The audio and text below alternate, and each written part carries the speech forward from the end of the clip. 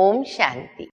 आज की शिक्षाप्रद कहानी का शीर्षक है दृष्टि से सृष्टि का परिवर्तन करें। कहते हैं कि एक बार एक संत कुछ शिष्यों के साथ नदी में स्नान करने गए। वहां एक अचानक नया राहीगर यात्री गुजरा तो उसने संत को पूछा कि मैं इस गांव में नया नया आया हूं, मुझे ये जानकारी चाहिए कि इस गांव के लोग कैसे हैं। तो संत ने कहा कि मैं ये बताने के पहले आपको एक प्रश्न पूछना चाहता हूं। आप जिस गांव से यहां आए हो तो उस गांव के लोग कैसे हैं?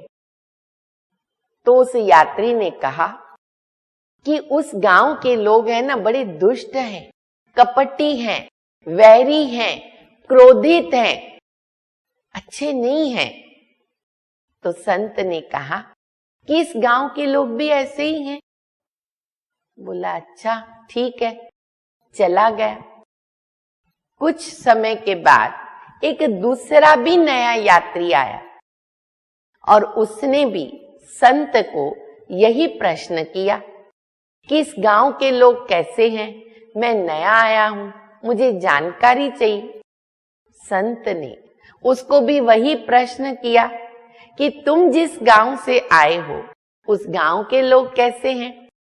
तो उस यात्री ने कहा कि उस गांव के लोग बड़े अच्छे हैं, ईमानदार हैं, स्नेही हैं, सहयोगी हैं। तो संत ने कहा इस गांव के लोग भी ऐसे हैं।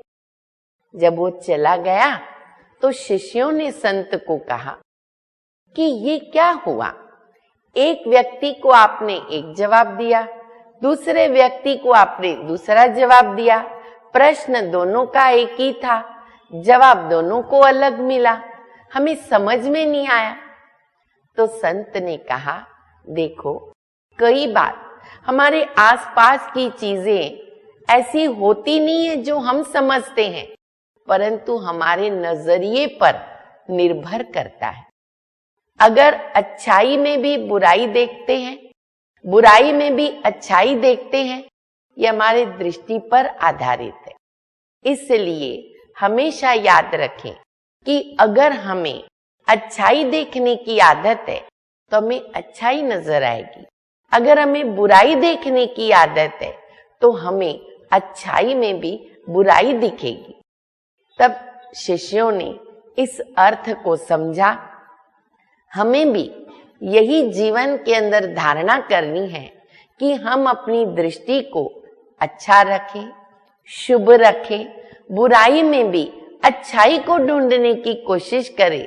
तब हम अपनी दृष्टि से सृष्टि को परिवर्तन करने में मदद कर सकते हैं। ओम शांति।